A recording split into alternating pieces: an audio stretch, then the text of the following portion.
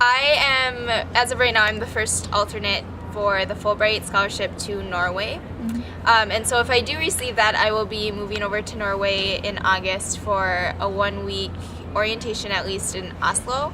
And then I could be placed in 3 different places because I would be helping teach English in the universities.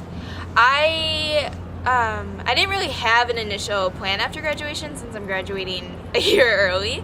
And so I started doing research about going abroad and teaching abroad. And then I realized and remembered that there are people that I know who have received Fulbright scholarships before.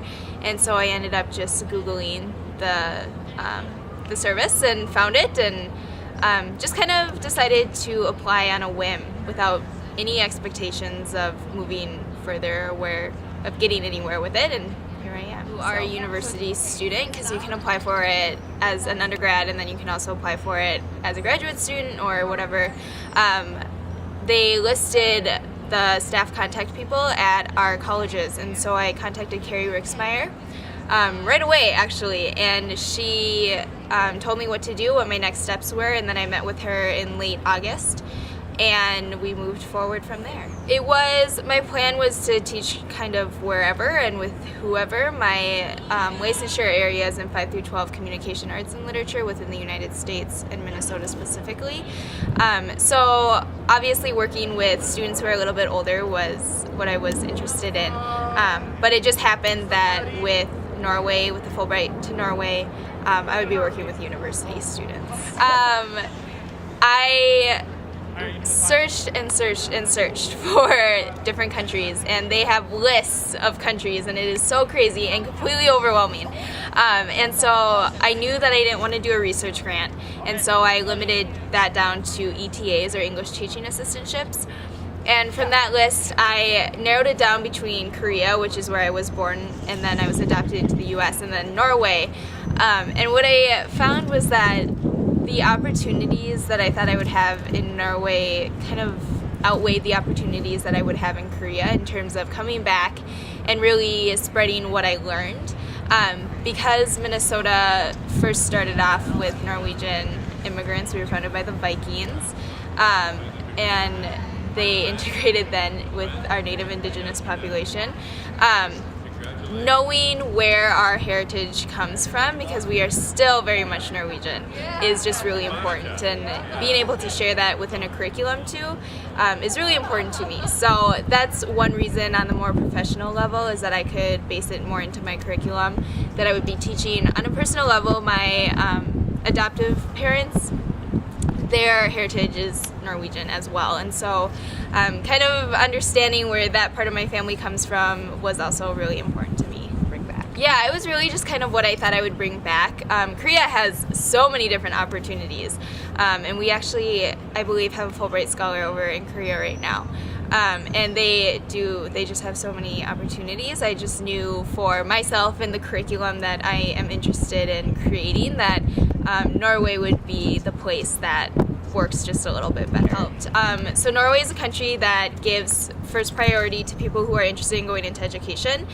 So my co-major there definitely helped me. But in terms of having an English major, I was able to talk about my love for books, and they actually asked me, that was one of their questions, what books are you reading? And I totally got to nerd out for like 5 minutes and talk about the books that I'm reading.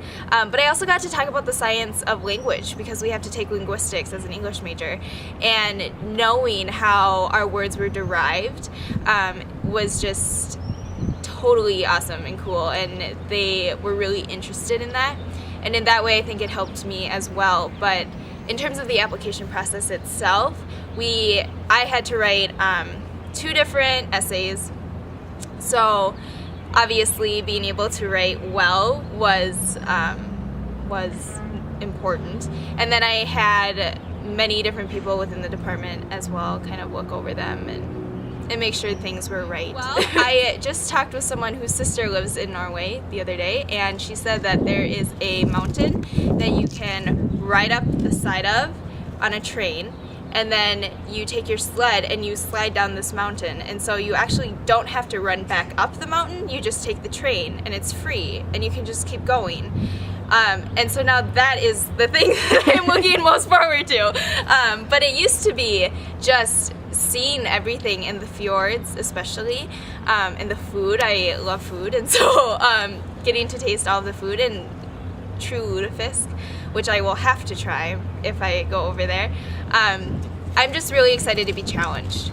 I'm really excited to learn about myself and to be challenged and probably cry a lot because of the challenge. I'm really excited for everything. Yeah. It is daunting.